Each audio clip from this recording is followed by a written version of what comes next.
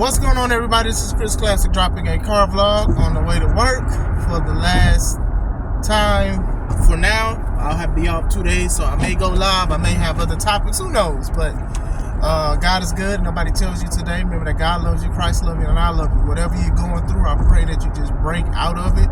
I pray if there's any lessons from what you're going through, I pray you get the best out of it.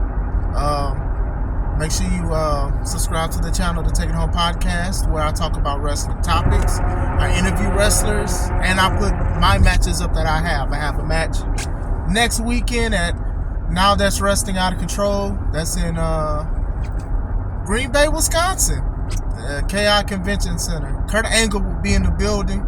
Outside of Kurt Angle, I'm going against a Midwest legend and the Mad Dog Cujo. There's a lot of things, a lot of matches. So Now That's Wrestling on Facebook. Check them out. Check their website as well. And also C3 Ultimate Wrestling, which you should subscribe to my YouTube page, C3 Ultimate Wrestling, me and my wife's professional wrestling company. We have a lot of our matches from previous shows, segments, promos, and everything. So pay attention to those as well.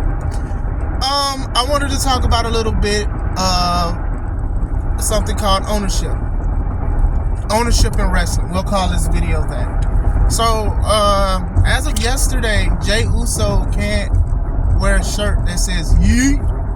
I don't know if he can still say it. Probably not, because apparently somebody has trademarked it, and WWE wants to scrap it all together. They don't want to pay anybody. They don't want to settle out of court, so they're not going to allow Jey to say it, use it, wear it, flip it, yell it, stop, format it, whatever that song is.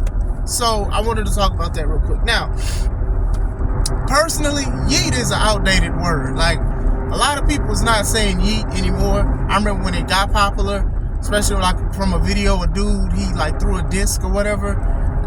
I used to laugh so hard at that video, but nobody has really used YEET like that anymore. Now, Jey, I'm sure, is a man of the times, and I don't know if he just started using it or somebody said it brought it up or whatever. He made it popular in WWE to the point that people were saying YEET. They were buying the shirts. Every time he punched somebody, they'd say YEET, you know, on the equivalent of yeah from LA Knight, or yes, or even no from Bryan Danielson, formerly known as Daniel Bryan in WWE. Like, these kind of things that can catch on pretty quick, and they can be marketable.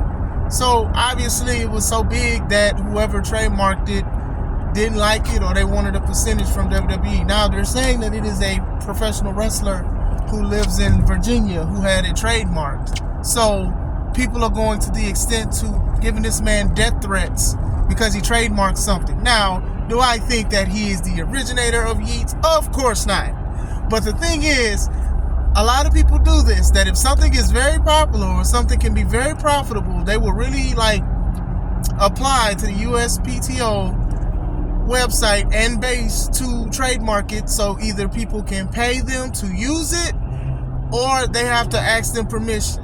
A lot of businesses do this kind of thing. Like, there's a lot of people who go to court almost every day because a company says they own this, they own the rights to this. Or some people own something in spite of if somebody does not own it. I will say this, C3 Ultimate Wrestling is owned by me.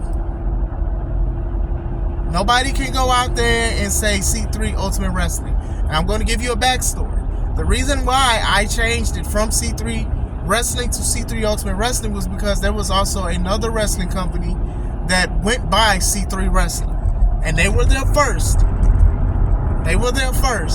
So I don't know how legal it is or anything like that, because when I checked it, it wasn't really owned by them through trademark. But I wanted to make sure what I had was mine. I did not want to change it. I wanted to keep it C3 Wrestling, but C3 Ultimate Wrestling, I think, has a better ring to it. But I own it. It's mine. It's mine. It's me and my wife. We own it. That's our professional wrestling company. Can't nobody go out there. And we're doing that because that is a name that we came up with, and we are happy with that name. I'm not grabbing C3 Ultimate Wrestling because it's a popular thing to say or anything to say. This is something. But you do have some people that will go out there, say they own a name or own a catchphrase and try to trademark it, put it on a shirt. Licensing, hey, you want to use YEET, you got to pay me to use YEET. That sounds crazy. But some people do that. Now, I don't know how legit the guy is on having it. I don't even know if WWE contacted him, and maybe they did or did not. But I do think that giving a man death threats is a bad thing. But you do have some people that'll do anything to make money. I do think that Jey will find something that will probably be catchy or as catchy as YEET. Because like I said, YEET is very outdated, you know. I don't know if he's going to say YEET, you know, because I don't know if Kai Sinat, I don't know how you say his name, owns that or whatever like that. But these are the kind of things that do happen. So this is why a lot of wrestlers nowadays, they trademark their own wrestling name because they don't want anybody else to copy that. Or, common knowledge, when you sign to WWE, most of the time, they're going to try to change your name to something else. That way, they can make money off of you under a different name, and then even if you get fired or you quit, they could actually give that name to somebody else and still make a profit if they can do that. That's why a lot of independent wrestlers, they're copyrighting, they're trademarking their own name, so nobody can eat off of what they have unless they agree to it through signatures. You get what I'm saying? Prime example, WCW and WWE, when they was going head-to-head Monday night and stuff like that. Everybody knew who Diesel and Razor Ramon is, their real name Scott Hall and Kevin Nash. But when they jumped ship from WWF to WCW, they showed up and they didn't say Razor Ramon and Diesel because they could lose money, because those were names that WWE owned. They owned those names. So they were called the Outsiders. Who are these guys? We knew who they were. Like, they really toted that line, like, these two guys are not even from here, but they couldn't say the name because WWE owned it. The WWE tried to sue them for them guys showing up, even though they never said their names. Scott Hall and Kevin Nash, that's their real name, so you can't really own that. But the way they used it for a profit and to be successful and things like that, it was perfect. Now with WWE, a lot of people go to try to sue WWE for the usage of their names and things like that because WWE probably gave them the name and that's what they want to make. For example, Claudio Castagnoli, formerly known as Cesaro in WWE, he wanted to keep Cesaro. He wanted CSRO, like he wanted to keep the Cesaro name. He did not want to go back to Claudio, and he tried to do a lot of trademarks and things like that so he can have that name. Because most likely more people probably know him as Cesaro than Claudio Castagnoli. I believe that's his real name, Claudio. But still, and I understand the business aspect of it, but if WWE owns it, they own it. You know? These are the kind of things that happen. Joey Janela, independent wrestler, he owns Bad Boy Joey Janela. Now, Bad Boy, to me, is too of a generic nickname, but hey, it is what it is. It's what he got.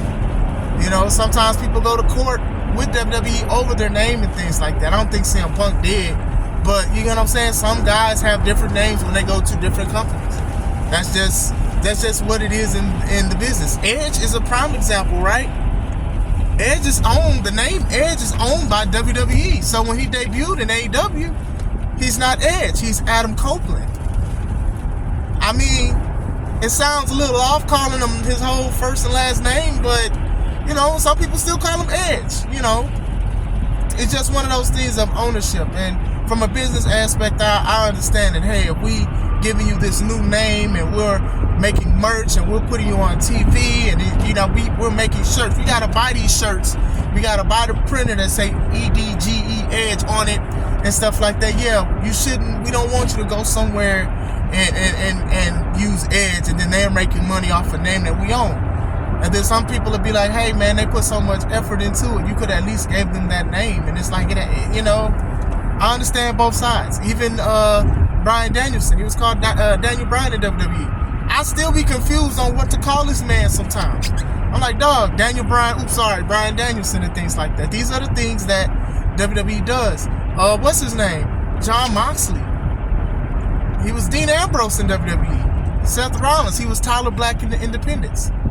You know, some people have different names, and it's just what it is. Braun Breaker is the son of Rick Steiner, but he's not using Steiner, not letting him use Steiner, but they own Braun Breaker. You know what I'm saying? So that's just the important thing on ownership. And I give kudos to a lot of the wrestlers that are trying to trademark and copyright their own names, because that's what you decided to come up with, and you don't want to go to court and try to fight that, because most of the time people lose cases through court exhaustion. What is court exhaustion?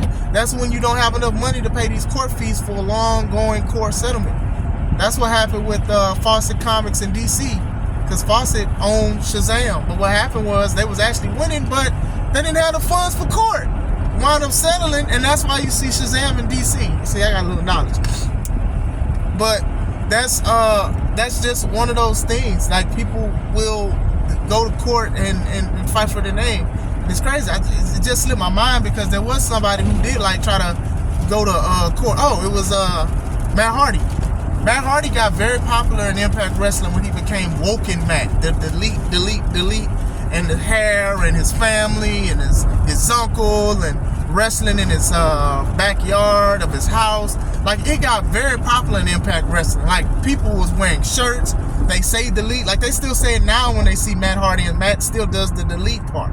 Like, that thing was like very popular in Impact Wrestling for a little bit. When Matt Hardy and them had a dispute and wanted to leave, Impact said they owned Woken Matt Hardy. Was it broken? Was it broken or woken? I want to say it was broken. I want to say he owned it was the broken part. It was Broken Matt Hardy, but it was very popular. Like, people was really like saying it and really wanted to see Matt, and that's what made Matt at least as popular as his brother Jeff for one time. But when they left Impact or whatever they had, it was an issue to where Impact said, no, we own Woken. We own the Woken part. We own Woken Matt Hardy. Broken. It's confusing, but you get what I'm trying to say. So even when he did the character in WWE, I believe he called himself Woken Matt Hardy and was teaming with Bray Wyatt, and they actually had a tag team championship before losing to the Social Outcasts, I believe. But that's just what it is with these things. My take on it is this. Like I said, a company will, if they feel like they were making a lot of money off of a name, off of a slogan and stuff like that, they're going to control that or whatever like that. And for the people who are independent wrestlers who do copyright stuff, most of the time it is their names and stuff. Now, YEET, I think YEET is like a word that will probably be in the dictionary if it's not in it. I don't think that it should even have that much steam on the word YEET, because it is what it is. Like I said, looking at the wrestler who trademarked it, I wouldn't think that he created YEET. However, he was selling shirts with YEET on it. So if he was approved, and then I heard it was suspended, his ownership of it. So even then, that could be under investigation. He could probably reinstate it somehow. Who knows? But that's how it is with me. Jey will be okay. Like I said, if you are a wrestler and you feel like your name is going to be a big name, there's nothing wrong with trademarking it. Like I said, I trademarked my wrestling company. There's other things that I do plan to trademark because we're slowly trying to make profit. We're trying to make bank. We're trying to do things. We want to be legit. Like I said, I own C3 Ultimate Wrestling with my wife. Like nobody else. Like nobody owns that. It's us. It's 100% valid. I got the paperwork. I got all that. They said it was supposed to be 3 months. It wound up being a year trying to fight it to have something that belongs to me, that I worked hard for, that me and my wife prayed for, that she worked hard for, and everything like that. So we own that. But I did want to speak about that because, Jey will be okay. I mean, it sucks that a shirt print company got to dismiss YEET. But, and knowing the crowd, they probably still going to say YEET. I don't think WWE censors them, but who knows? It's WWE who pipes in cheers and boos sometimes. So what do you guys think about the ownership thing? Like, ownership is very important when it comes to professional wrestling. You know what I'm saying? And not even just professional wrestling, but these professional wrestling companies. It's just like, hey, we spend this money to promote you and put you on the back of vans and flyers and flags and banners and stuff like that. Yeah, this is our name that we've given you, and you're going to work under that name and make money with that. But when you leave, you know how T.I. snatched Nunu's chain from ATL? They want that back. So what do you guys think? You guys think that they could have fought for Jey using YEET? Could they use something else? The dude who trademarked it, was he going too far? Let me know. This is Chris Classic. Let's take it home.